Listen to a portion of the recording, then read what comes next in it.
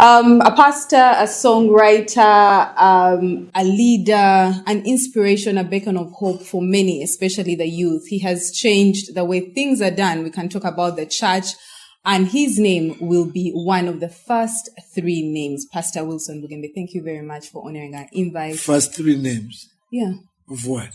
Of the top leading pastors we have in the Yes. First time I've heard of that. Why? Are you doubting yourself? Thank you. First three names. Welcome to Mind Your Head.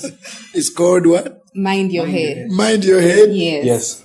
You know when you're going downstairs, yes, and there's the same Mind Your Head? Yes. Because if you lose it, it's all you've got. I like that. Mind Your Head. That's creative. Yes. It's an honor. It's an honor. Thank you too, guys. You are inspiring people. I've been excited about this. So we pray it goes well. I've been excited. You always host very serious people. I'm sorry, I'm here. I'm here. So now you agree with the top I showed up. So you agree with the top three? Yes. No. That's for you. But I've also followed you, and thank you, guys. Okay. Yeah. I guess we are kind of doing the same thing in inspiring and telling people that it is okay not to be okay. And you've opened your doors to so many. We know you as a leader, as a pastor, like I said, songwriter. We've listened to your songs that have powerful messages. But you attended my concert. Yes, I attended your concert. Beautiful concert. Did you pay? Yes, I did. Celebrities don't. Most times they find the free passes. We need to change that. We need to change that. Yes. But yes, I did, and it's the reason you're seated here today because we see you as someone who has made it. Oh, but there's a story, I'm sure, behind that. That's a big statement. Yeah. Made it. Yeah. So what is the story? It's okay to be modest, but maybe to just kick this off, your childhood pain. Yeah, I'm not yet where I want to be, but I'm not where I used to be. Maybe I can put it that way. The shortest version of my childhood story. Daddy, mommy, 5 boys, no girls. Dad gets sick first, and mom dies first. They got sick, HIV. I think those days they used to think it's witchcraft. So they did. There was lots of itching. So many people died because they thought it was witchcraft. And Dad was a very rooted Anglican, somewhere in Masaka, Chimwanyi. Actually, I was proposing to my people that on my wedding day, I want to go back to that Anglican church in Masaka, where my dad and mom, where action happened. Is the church still? It is still there, Chimwanyi Church of Uganda. Okay. I really want to go have a Thanksgiving service there in Masaka, and then cross to Gulama, where we buried most of our aunties and uncles for just a Thanksgiving. Then we returned to the Kampala celebrations. That's what I kind of want to do. Okay. So fast forward, we lost everything, stayed with my granny, I'll keep the name, and who took me to a very good school. It was called Stella Maris. Yes, Stella Maris. So I have so many hobbies and orgies there. It is in different places. Nyendo, in Chabakuza, in Suwe, and so fast forward, life got tough there too, in my primary 6. That's how I learned to speak English. It was really a nice school. And then the rest became, I would say that the wind was blown off the boat and life became life. I started lifing. Yeah. Fast forward, one day I'm done with life. I actually watched a movie of some guy some kid lost the parents, then he committed suicide or something, and then rejoined with his parents in a better place. So I was always mommy. Walked on the streets of Kampala, knocking on people's cars, Sabayo chokulia uncle, and some were nice, some were not. Then someday someone told me that there was a new office there and the guys were pastors or something. So I went in there asking for help. I wanted to go back to school because I had promised my dad that I'll go back to school and I will. What level had you stopped at? That was primary 3 before my Jaja, my granny took me to Stella Maris. Jaja Joshua, it's called Joshua. Very highly respected man in Masaka. And so, but before that, so after that, I lived here. I came to Kampala with my aunt invited me, who was very good to me. She's my angel. Mrs. Senkari, she was my angel. And then, but she had a lot of people in her house. She was like good Samaritan. Yeah. So I used to sneak out and try to find life, I tried to find life. I had one of her daughters called Aunt Maggie. She's in Canada now. She kind of adopted me. She was a kid too, but kind of like, because there were so many, she always looked out for me. Are you okay? Why are you crying? But in the same house. In the same house. So I started to come out to find my way, find my future, try to, but then I remember one day, I told some guy there, post office up there, so many years ago. They told me I am Babantu, and then I went there and I knelt down. I'm like, hello, sir. My parents died. I think he had a bad day. He said, did I kill them? Just leave my office. Oh, that's the day I said, okay, now I think it's the time. So I started to walk into the cars, praying that somebody would just, kill me. So I was running into the cars. Actually, that was Bomba Road. There was that place called Keep Kampala Clean. Now there's Bible Society, new house, and there is that nice restaurant. So I walked into that office. It was a new office there because we used to stay there in that big tree, Keep Kampala Clean, and me and some other boy. And so someone told me that office, they are Christians. You go there, it's new, they will help you. You go back. Because even the kids on the street, they knew I wanted to go to school. I wanted to get a degree. I wanted to be someone. So I kept looking for help. I wanted to go back to school so bad. And then my auntie didn't know. You can ask all my aunties there. They didn't even know this story. They know that I was sneaking out and trying to find life there. Because I was always a loner. Something told me no one likes you. I don't know who, but something told me. Even if you told me something, just raise your voice a little bit. Just say, Bugembe. You'll not see me again. Yeah. You'll not see me again. Something told me even if you told me you go and do the dishes, be like, because Tebanza a lot. So I had this cloth on me of no one likes me. You get it? No one likes me. I remember I started to get this very low self-esteem. I remember there was a time we went to see President Museveni, those days, with musicians. And it was always Bebe Cool who always got me by, because everyone would go and I would stay back. I remember it was always Chameleon and Bebe Cool. I think they realized it. They always said, Wilson, come. They could get me to, let's go. And they used to say, hey, Wilson, can you be maybe our treasurer? Can you say something? I'm like, trying to put you forward. No. And this is because of the trauma. Yeah. You don't know you have it. You don't know you have it. Even like up to now, sometimes I feel like maybe there's another Bugembe, Sometimes I'd be like, if I'm on a billboard, I pause and I take a photo and I'm like, okay, there's a concert. I wish I would go and see that guy too. I feel like it's not me. So anyway, fast forward, back.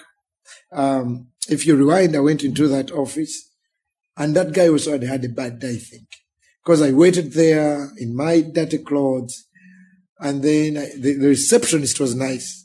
She's like, "What do you want?" I'm like, "Wangambie, there is a new office here, and the guys are pastors. You can help." So they are opposite Bomba Road. So I went in. The receptionist said, "You sit there, wait." She even gave me a drink. I'm very dirty. She was like, "Wait." Then the pastor came. Oh my goodness. This is a new office. We allowed you to put this dirty boy here. We're not doing that. Then I knelt. My parents didn't have boys, girls. So they raised us kneeling. Like girls, camera, buza, get off camera. So I knelt down. I'm like, I'm so sorry, sir. I just want to go back to school. It's like, go, leave my office. Oh, so something told me, if a pastor cannot help you, because the world knows that Christians are good people, then this is it. So that's when I ran into the car, into the cars, so that someone would knock me down. I just want to die. At this point, because of rejection, you had developed suicidal thoughts. Like life is not worth it. I was like, we're done. I just want to see my parents. Because of the movie you had watched. Yeah, I had watched a movie. We know every movie. And you go all over the world. 200 and then you go all over the world. We are in Cambodia. Now we are in Paris. That's what we used to say. you pay just a coin and then you go all over the world. You go.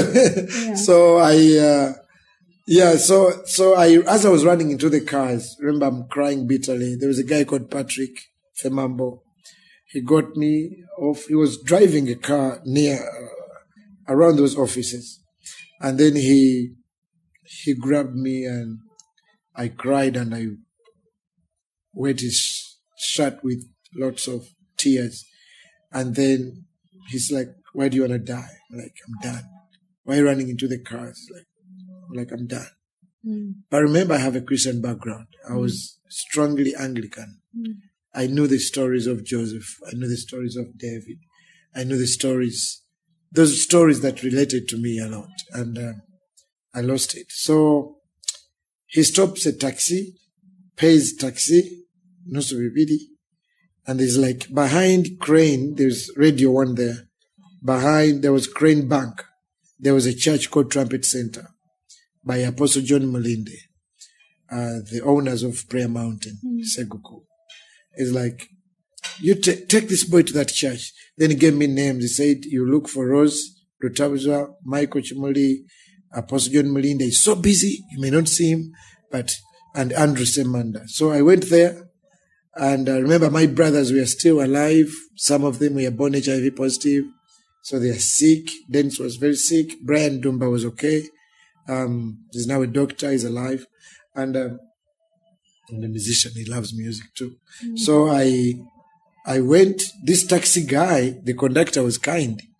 He actually took me to the church. To the church. And I remember him stopping at Radio 1 there, and he goes, wait, let's go. Follow me. Then he ran, then I followed. I've looked for that guy my entire life. I don't know if he even remembers. And I don't want to say, please come, because many fake ones may show. Yeah. So he took me to the church, and he's like, that's the church. Remember, he's a conductor. So he has to rush back to the park. And so he ran and bye. And then I remember this guy told me, God be with you. The conductor. He said, now I don't want to be emotional. But he said, God be with you. And that's the statement my grandmother, who raised me, used to say. Every time you're going for an exam, you're going in town, she goes, God be with you. She used to say that to all her children. You are getting married. They say, Jaja, what are you telling? Special message to your daughter before she gets married. She always said the same statement. God be with you. God be with you. And then when I was leaving Masaka, it's like, she always said it. She kind of leaves and then she turns. I think she intentionally did that. So it's the last thing you remember. She goes, okay, bye. Then she never wanted to show that she's crying, you know. But every time she made 2-3 steps and then she turns. Katonda abere nawe. God be with you. She said it so much that now I know what it means. So this conductor said the same statement. He stayed with me. God be with you. And then I went to Trumpet Center just to close the story. And Apostle John Mulinde, very big man, in the church. I met Michael Chimuli's wife. They brought me up the stage. I gave my story, like I told you my story. Said HIV killed my parents, killing my brothers. Just want to go back to school.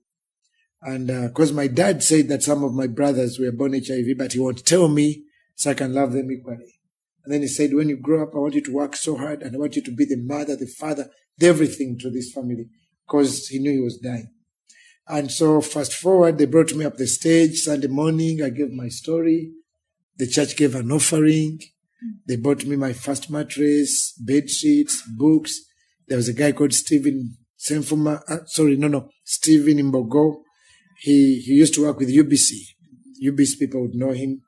And he had a school called Highway College, Makerere, near Full Gospel.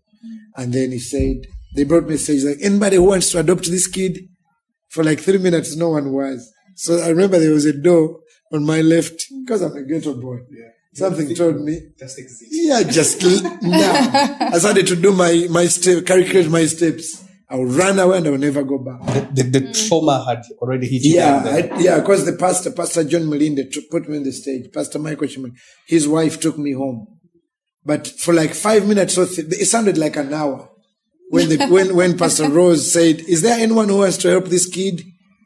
For like maybe 1 or 2 minutes, no one was. Then I knew, okay, this is the door. And then Mbogo Stephen said, I will. And then the church gave an offering, and off I went to school. At school, I was very lonely. I was always by myself. But then there was a fellowship, and I loved music. They used to play drums and sing. Those kids, every time they entered prayer, I knew them. I knew their issues. I knew them. But they entered another world that I admired. They could sing like they have no retake. They could sing like they've paid all their tuition. They looked happy, and I could observe it. Those students, when they started to pray and praise their God, they looked like everything it's like a standstill. They go into another world, and I admired that. So I wanted to join them. I wanted to be happy. So I joined them, and that's how I gave my life to Jesus Christ. And that's how you started music and growing it? Music, yes. And then I gave my life to Jesus Christ. And Stephen Senfima used to preach a lot about hell and heaven. Now, remember, for me, death was real in my house. So I started to know, like, to ask, where is mommy? Where is daddy? Are they in hell? Are they in heaven? If I died the other day, was I going to go to heaven or hell? And I remember that guy used to say, you think hell is far? Die now. In microseconds, you are either in heaven or hell. You must give your life to Jesus. So I gave my life to Jesus, specifically so that if I ever die one day, if it is true, then I go to heaven. And how do you start ministry, but not just the normal ministry, but a ministry that is targeting the people that are not, according to society, for the ministry? Life is passion, is appetite. You can lose appetite for everything, and then you have appetite for something. With 9 students, I started worship house. By accident, I started ministry. I started singing songs. I started getting the key or the guitar and play. I lost appetite for everything else, and I wanted to go to church. And I wanted to give people hope. And I wanted to tell people it's not the end if you meet God. Because you had met God and God had given you hope. Yes. And it felt like, look, there's someone else who needs to hear somebody this. Else. There is always another Moses in a basket. It's not just that story. There's always another Goliath that needs to be killed.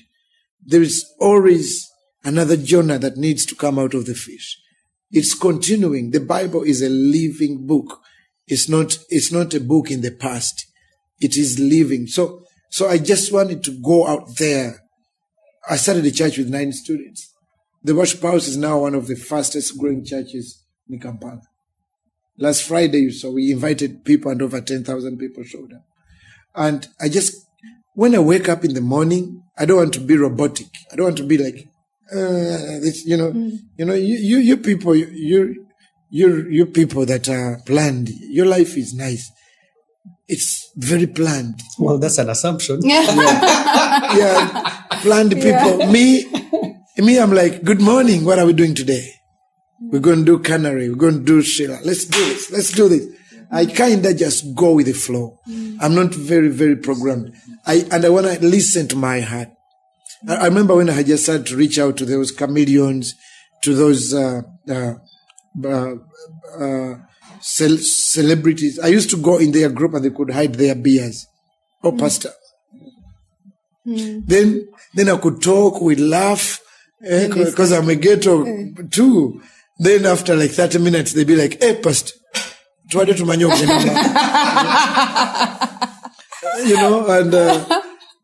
I started to like, every celebrity started to tell me their faith journey off camera.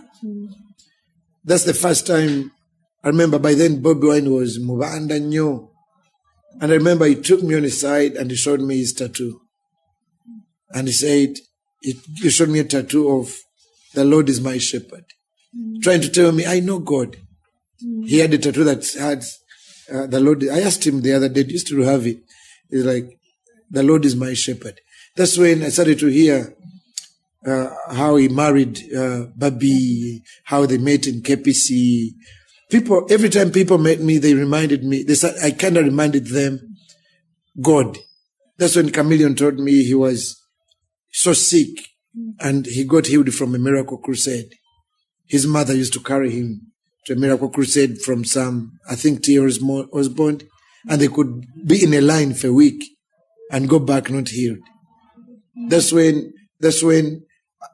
Gravity told me of how his parents took them to Sunday school. That's when people started to tell me their faith journey. And I'm like, but the world does not know this. The world thinks you do witchcraft. The world thinks you win by devils. I started to get even politicians. They could tell me. I started to see the other side of the celebrities. So I realized that celebrities have two types of faces. They have this that they give to the world. Then they have the reality. I remember the other day we were at church and Chameleon cried during worship. And then the journalist was like, Chameleon, did you just cry? And he's like, excuse me.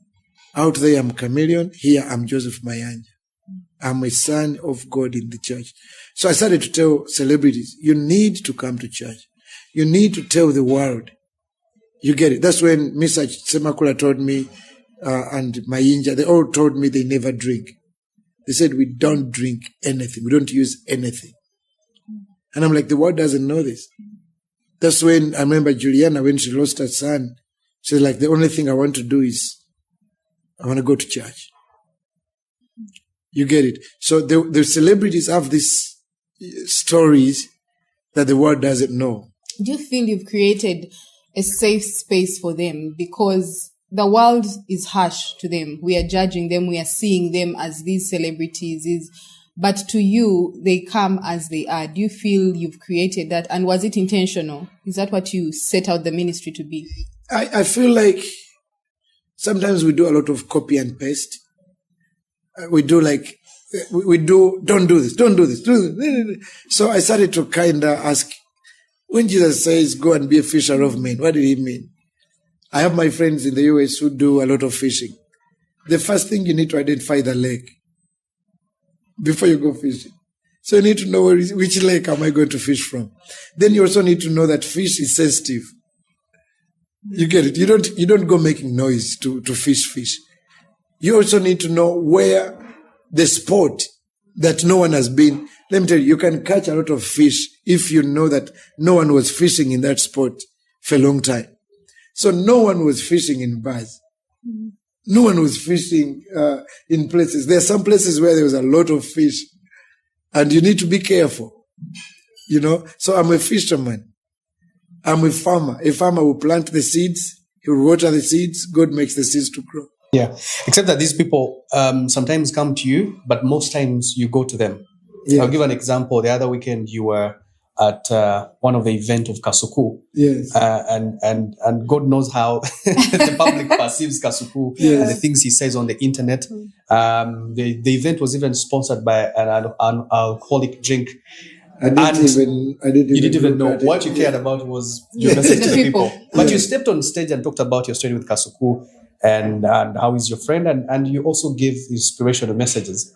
I was like, of all people that turned up there and how people were dressed there, I was like, the least person I would expect would be Pastor Bugembe. But yet, the only person I would expect there would be you.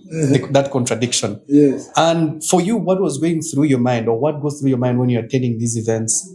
And do you ever feel like, I am going to fish for the Lord? Or you attend because these are your friends? The only person God is not thinking about is a person who has died. Because for them, it's done. But as long as you are still breathing, God loves you. Before I look at who is the sponsor or which stage, I look at the souls. These people in nightclubs, they lift up their hands and sing, "Oh moyo Ali wanokati." Their mothers are believers. Their fathers are believers. Even when life is tough on them, they pray in tongues. Have you seen guys when they're doing penalties in football and they're on fire, World Cup? You see those guys praying in tongues. So for me, I don't even think about all that. I just think about, will I be given a chance to talk about Jesus in this group?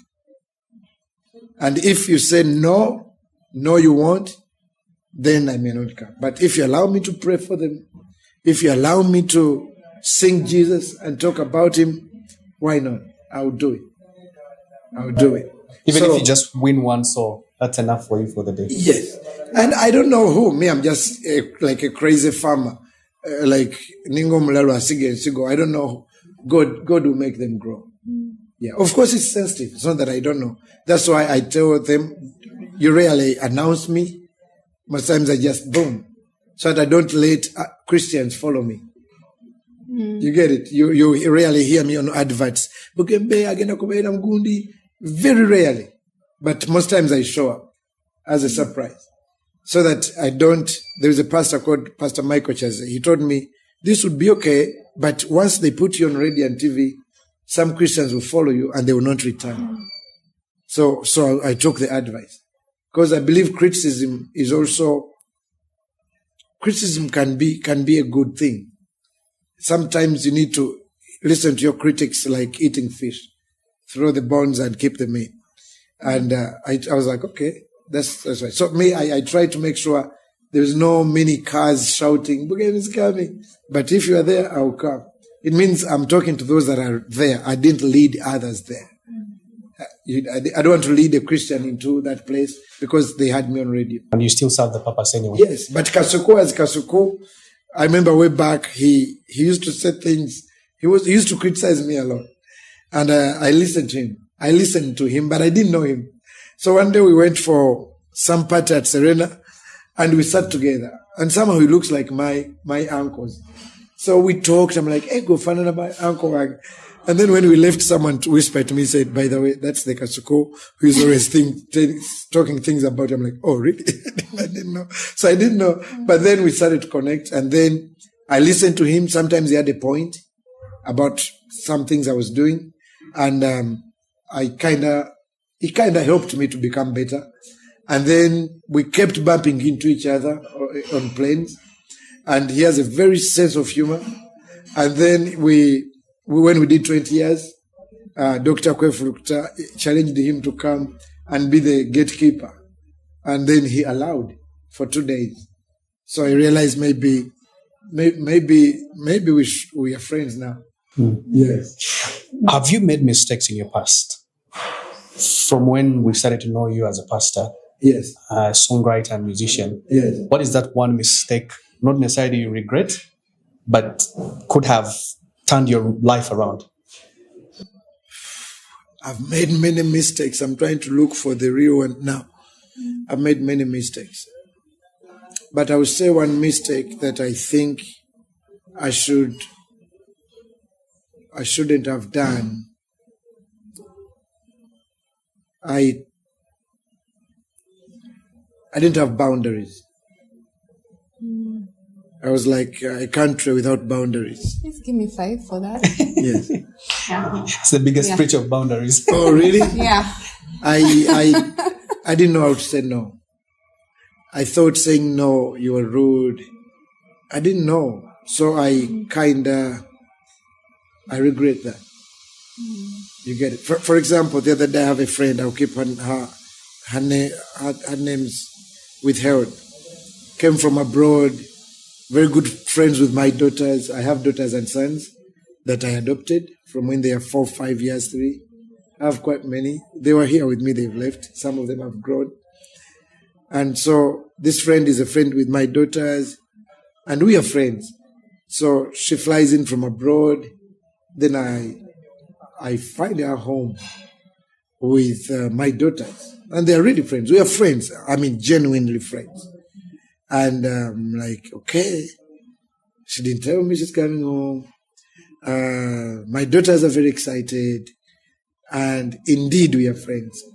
So I had to be borrowed to tell her, I think you'd have asked first. And I think you'll not stay. Wow. You need to find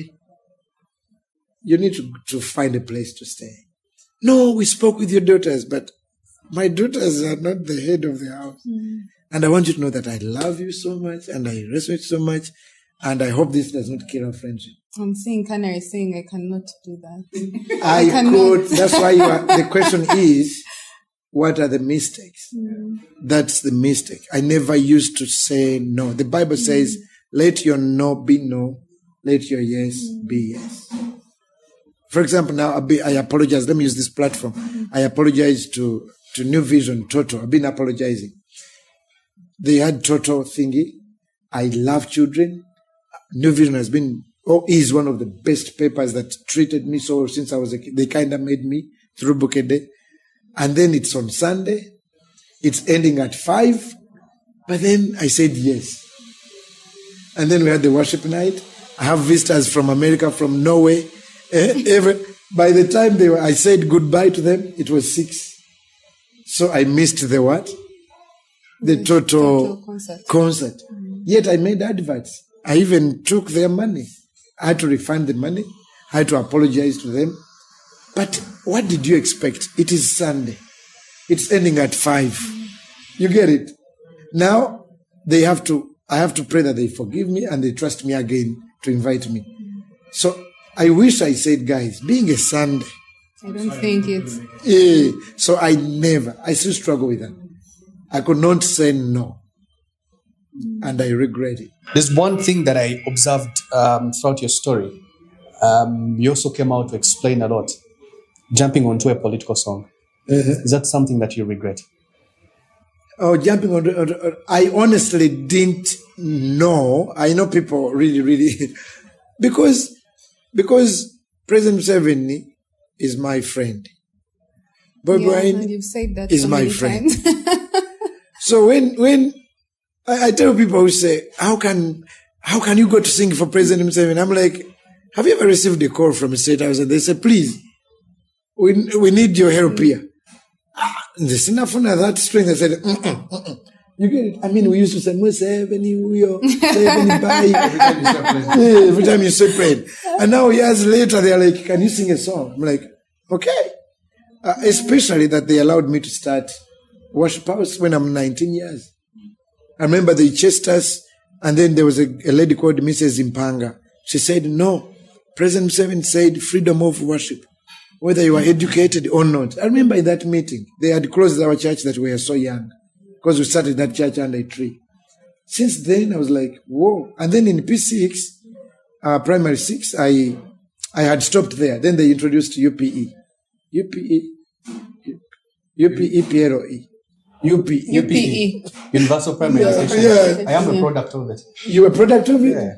You look like a planned kid. That's right. I thought it was an assumption. Okay. So those things confuse UPE, FDC, DFCU, hostile. So that's where I am.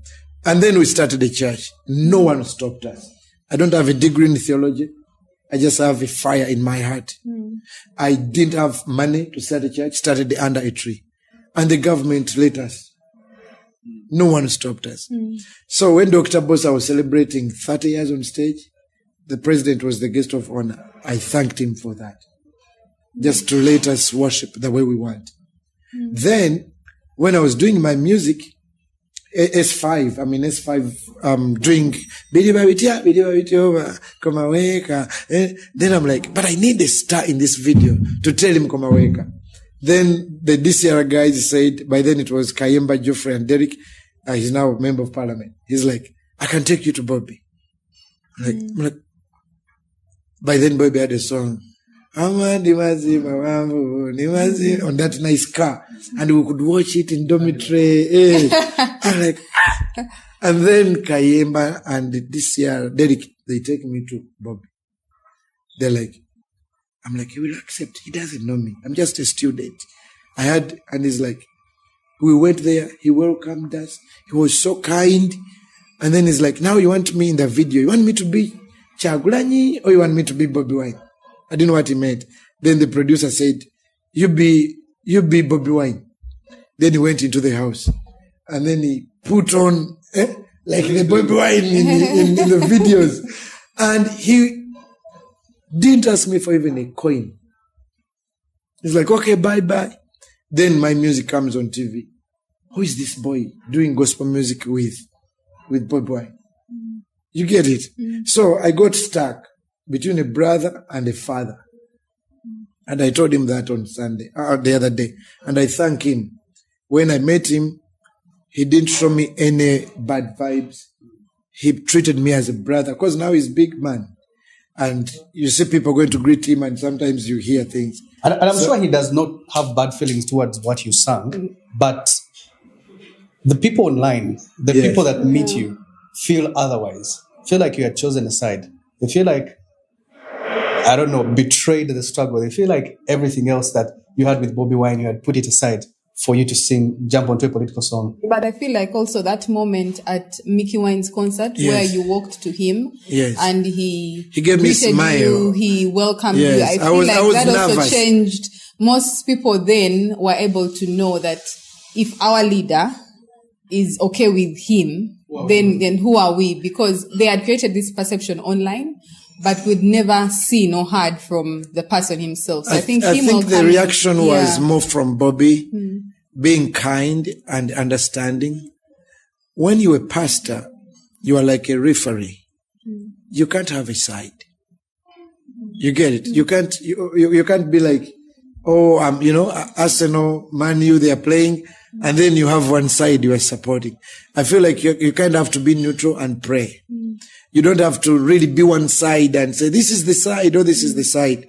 I feel like my position puts me in a place of try to stay neutral, try to love all sides, so that people in opposition and people in ruling party, if they come to, I don't want to be remembered as which party did you support. I want to be remembered as how many souls did you bring in the kingdom.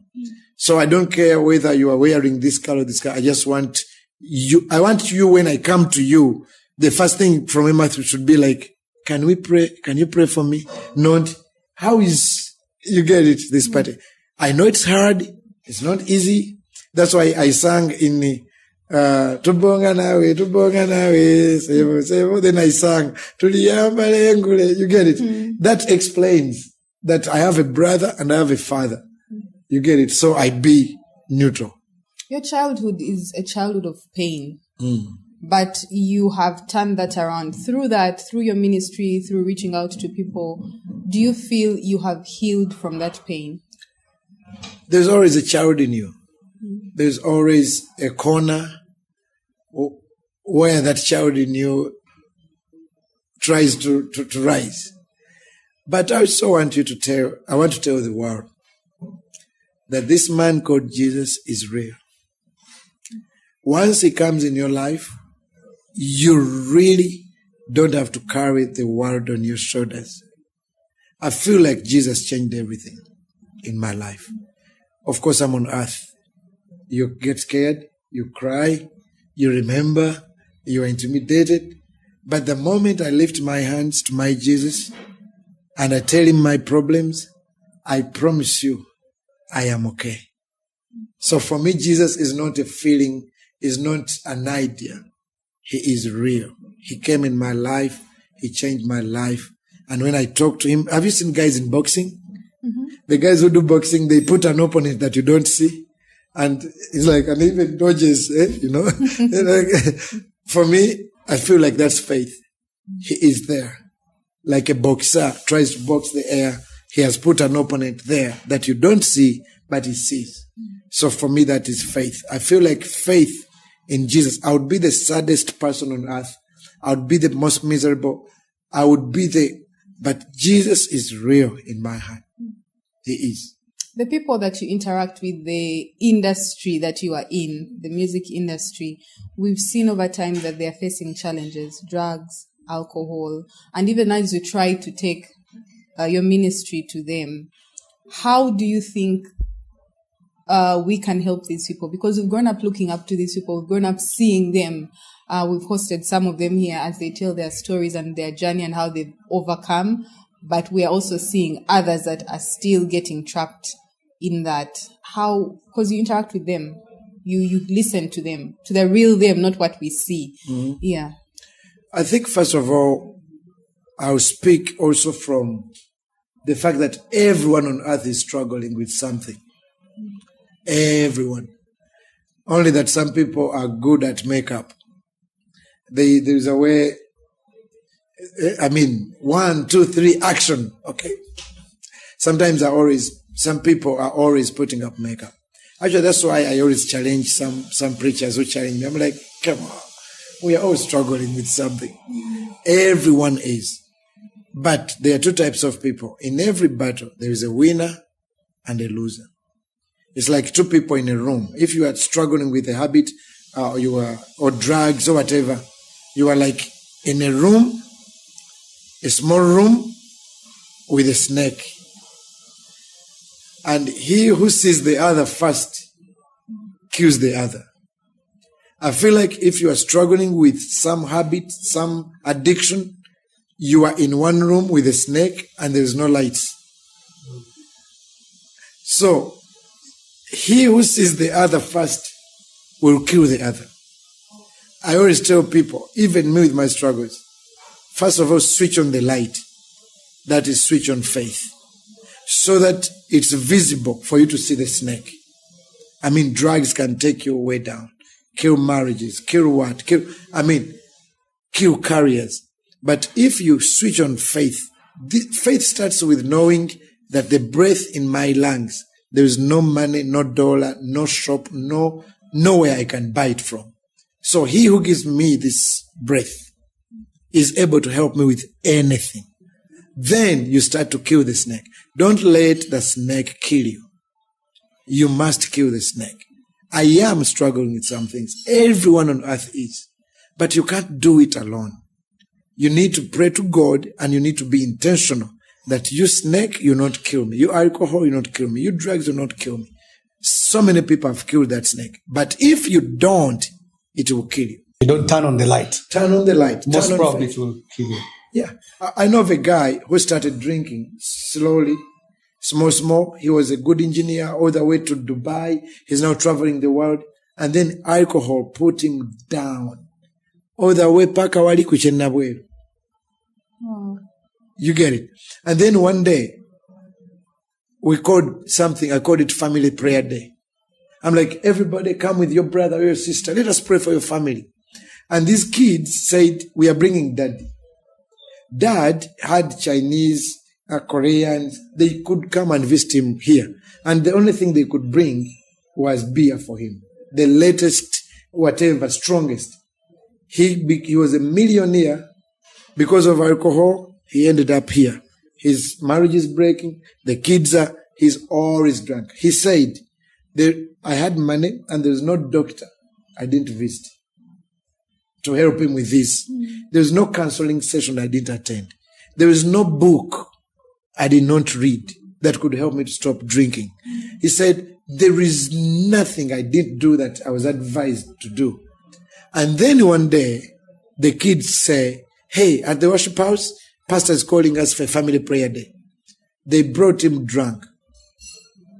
And he says, during those prayers, he didn't want, he just came because the kids were insisting.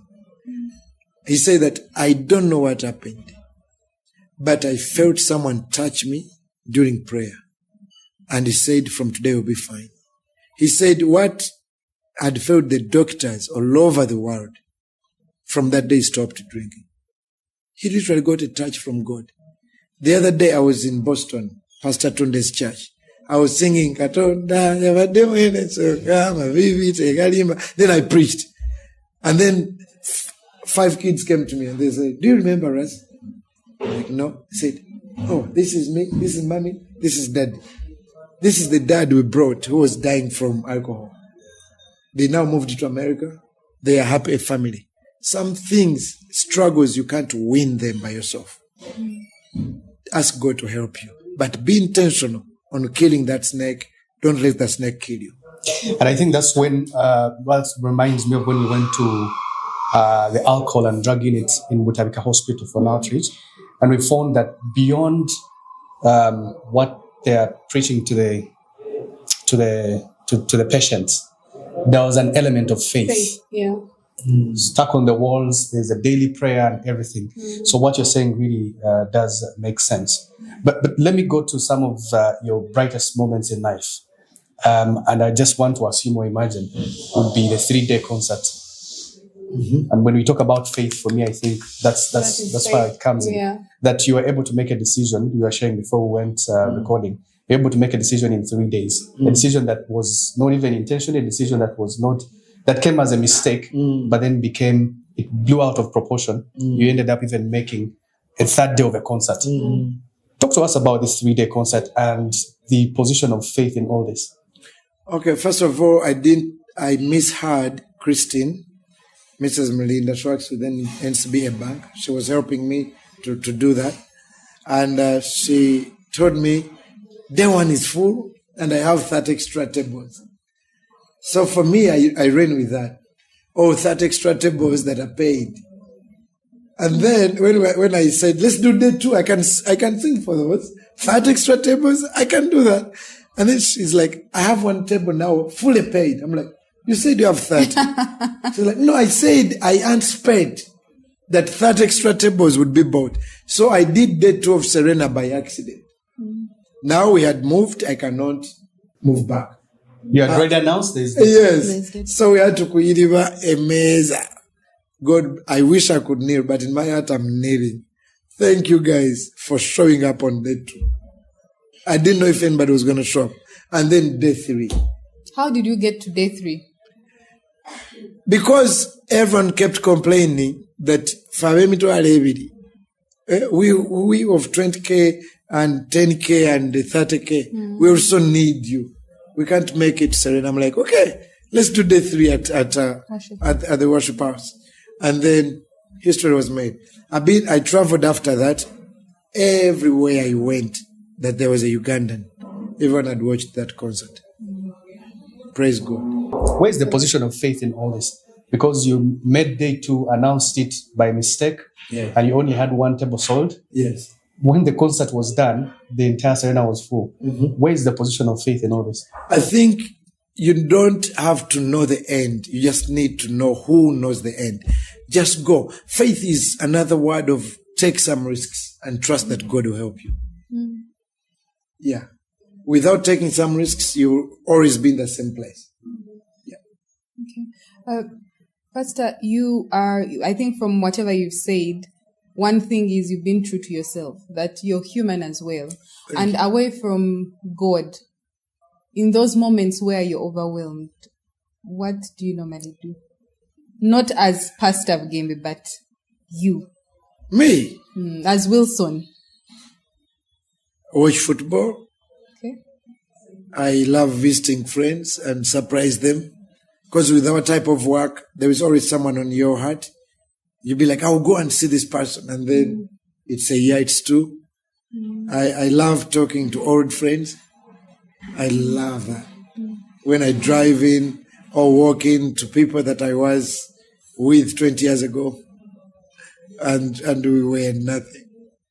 And we laugh without fear. We talk about anything without worry of judgment. And, I love that. I love that. And of course, I love so much eating mukene. Okay. Okay. It's dog's food, you say. It's our food. Okay. Okay. Yeah, I can see the look on your faces. Me and my dogs share the same food, mukene. Yeah. No, I think it's nutritious. Very, very. The first day it came into my household, when I'm a father, said, "What? Did you just feed my son?" Said it's the most nutritious food for the babies. I said, "Fine." Said I never had this when I was growing up. But as we conclude this conversation, Pastor, the pressure, like when you got on set here, should I say you've made it? You're one of the leading pastors, and we meant these words. The pressure of having a companion, the pressure of getting married, after you've done all these big stages, after you've traveled the world.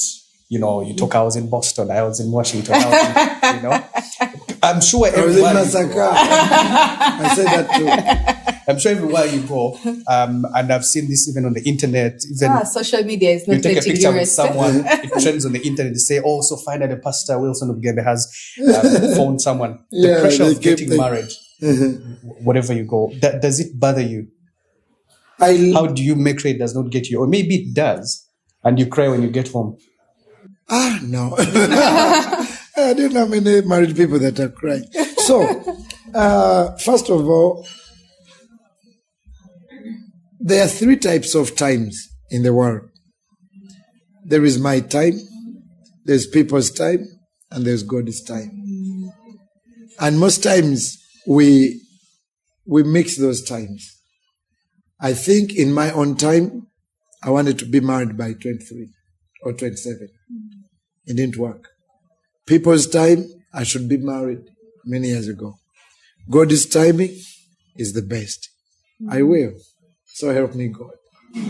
Okay. Yeah, but I know you will, and I don't think the question was when will you, but does it affect the pressure? you in any way? The pressure, The pressure from the people you preach to, the pressure. First of all, God has given me a very good schedule, and I think it protects me from a lot of trouble. I go home when I'm very, very tired. I also made sure that most of my free time is not big, so that even if I have a crush, I don't really water it. Because whatever I don't want to grow, don't water it. If you don't water it, it will wither naturally. My schedule is really tight. It helps me, and I intentionally did that. So I don't have a lot of time to think and be there. I'm always on the go, and I'll slow down when I marry. When you visit friends and you said you like talking to old friends, and I'm sure they tell you that, Pastor Bugembe, you feel the bite. You feel the bite, and they say that 41. Come on. Yeah. When did you have to mention my name? So when you feel the bite. I'm kidding. You feel the bite when you see their children. Yeah. You know, like that's when you see the kids, you get the child fever. Be like, okay. I think that's when you feel the bite. Yeah. As we conclude, Pastor, the year has come to an end. People set the expectations. Some have been met, some haven't been met. We are getting into a new year. What's your message to the people out there? Pinch yourself. Say, thank you, Lord, I'm alive.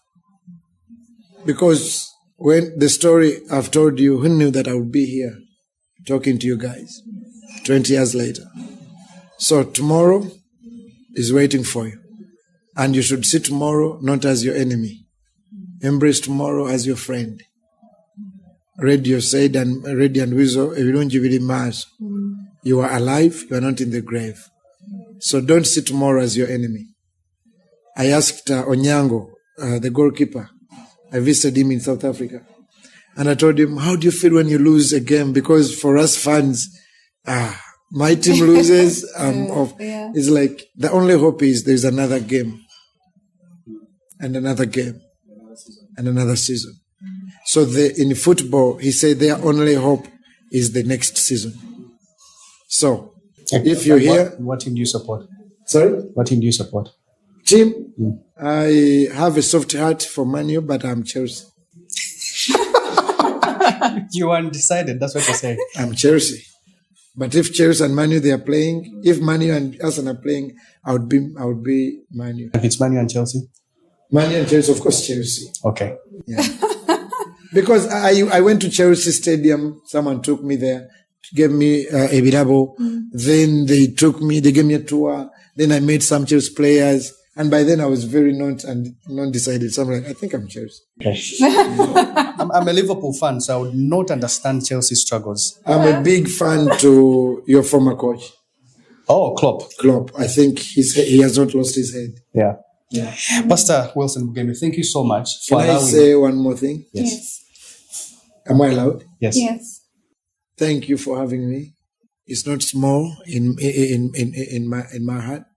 I always see people you host here and listening, and I feel very humbled. And please, if you don't invite me again, it means I didn't do good. So be nice, invite me again. But also I want to just close by telling people, one day I was in Iwaise. This is a story I tell everywhere. And we were in traffic, and I saw a cow moving. You know, I said this story, I said it somewhere, and some bazungu like, a cow in traffic. I'm like, welcome to Africa. Then this cow was walking, and then some guy, I think he was on drugs or something, he came and kicked the cow. The cow almost fell into that ditch. And then he went back, he came jogging again and kicked it again. And I mean, people who have cows, you know that cows can be like human. Yes. A bit. He did it like 3 times. But the 4th time, it was about to break its legs. And we could not help, we were in traffic. And people got their phones and they are watching a movie. And on the 4th time, the shepherd had come. He came with 3 others. And then he said, we've been there. And they told us you are kicking our cow. Kick it one more time. The guy said, Okorechi.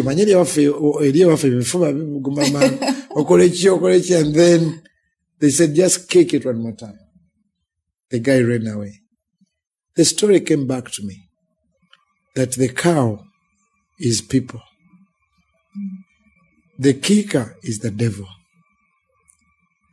We are the spectators who are watching your life. Imagine if this cow did not have a shepherd. They would kick the cow into the pit, break its legs until the shepherd came. That's Psalms 23. The Lord is my shepherd. Whether you stay in the ghetto, whether you are watching us and you think we've made it, and you be like, oh, they are the happiest people. No. Whether you stay up in the rich people neighborhoods, whether you are highly educated or not, life will put you in a corner where you need a shepherd. That your money can't, your thing can't, you need to have a shepherd. So I wanted to say in a word, don't be shepherdless. You must have God. And for me, Jesus Christ is my shepherd. And if you do life, I remember one day President Museveni told us, do you see that chair? It's because Radio Mose asked him, how do you rule this country? You know, Mose alimpango kufu. Mano to ofugoti insist bichi. And President Museveni said, everyone look at that chair in his office many years ago. And he's like, do you see that chair? Yeah, that's where I kneel. And that's God for help. That's true story. I was there in person. So you cannot be shepherdless. Life will put you in a corner where everything you think it works does not. God designed the world, even in this AI era. God designed the universe and he designed himself in it. There is no wisdom or education, nothing that can. You say, now I don't need him. So you can't be shepherdless. You must, some of you know your way to the nightclub. You know your way to your farm. You know your way to your girlfriend. You know your way to the lodge. Mobala nevozivili zotuka. you've lost your way to church. Next year, apart from the big cars and houses, make a resolution to find your way back to church. Thank you. Sheila, very we don't much. need an invitation to the worship house, do we? No, we don't. The worship house is under construction and there is no doors yet. Yeah. Even if you want. So just walk Even it. if you want, church doors are never closed. Yes, yes. Yeah. Can I thank the people who showed up for worship night? Yes. When is this thing playing? Are we live? Whichever it is, we'll still put the video there. Okay. Please, over 20,000 people came to the worship house last Friday to worship night. Thank you. And we are doing it again on the 31st. By the way, we started the prayer wave in Busavala. As One Love Beach, as you go, Resort Beach, as you go to One Love Beach. There, Mukasawe, everyone is there. We sit there. People drive from Munyonyo, from Buziga, Masaja, 7 to 10:30. Everyone is there. Then every Thursday and Sunday, we are the worship house Nansana. At worship house, we do 4 services, 8 to 10, 10 to 12, 12 to 2, 2 to 4. All our services take 1 hour and 40 minutes. And then every Friday, we are at Chiwatule, behind Chiwatule, Chambogo Primary School, 7 to 10:30. We call it the prayer wave. People drive from Chanja, from Chisasi, Tinda. They come, we sit there, just Mukasawe there, and we pray. People walk, ride, drive. So that's our program in case you are interested to be a part of what we do. Thank you. The Lord is my shepherd. Is that what's on your tattoo? No one has ever talked about it. Yes, Psalms 23 verses 6. The Lord is my goodness, surely goodness and mercy shall follow me. All the days of my life. Pastor Wilson Bugembe, thank you so much for honoring our invitation and being on Mind Your Head podcast. Thank you. Thank you, Pastor. I'll mind my head after here. And thanks to everyone who was, been watching this. Let us know what you think about this particular episode. And till next time.